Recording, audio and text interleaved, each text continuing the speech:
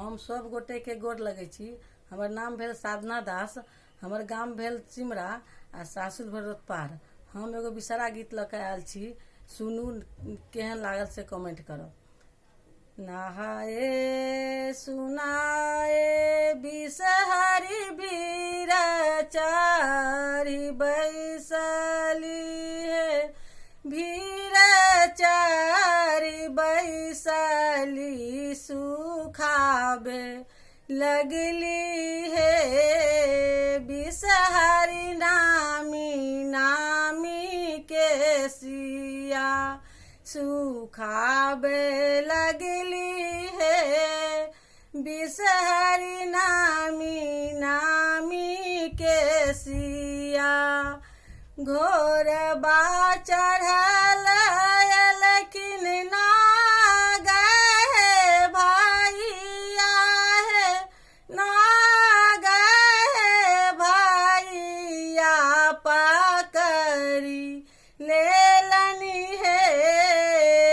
नाग नागिन के आचरबा पकड़ी लेलनी है।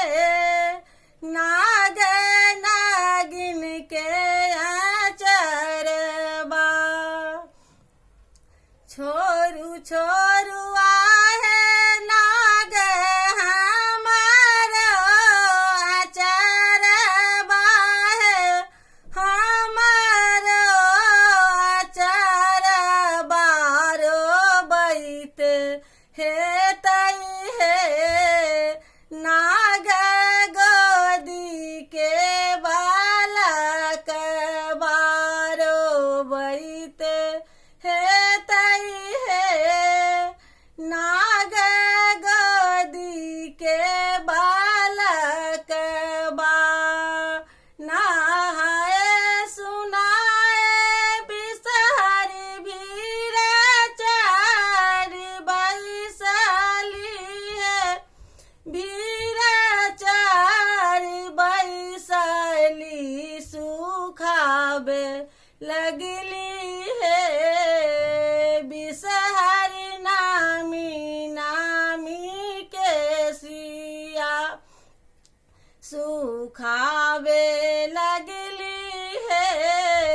बिषहरी नामी नामी के सिया घरबा में छौगे नागिन सासु ननदिया है, सासु ननदिया खेलबैते हे तई है। नाग गोदी के बालकबा खेलबैते हे तई है।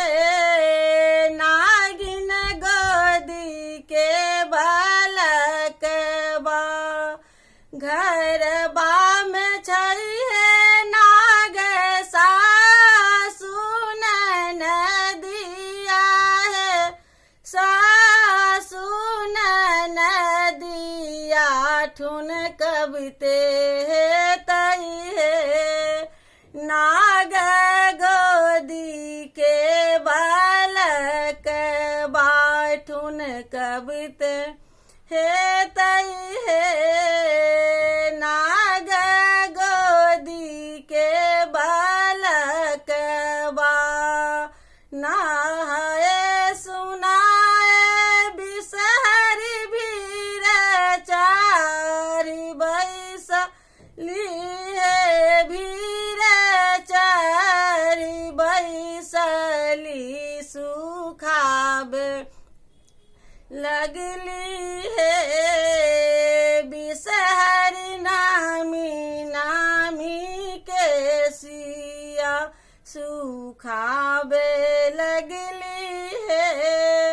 बिषहरी नामी नामी के सिया। धन्यवाद।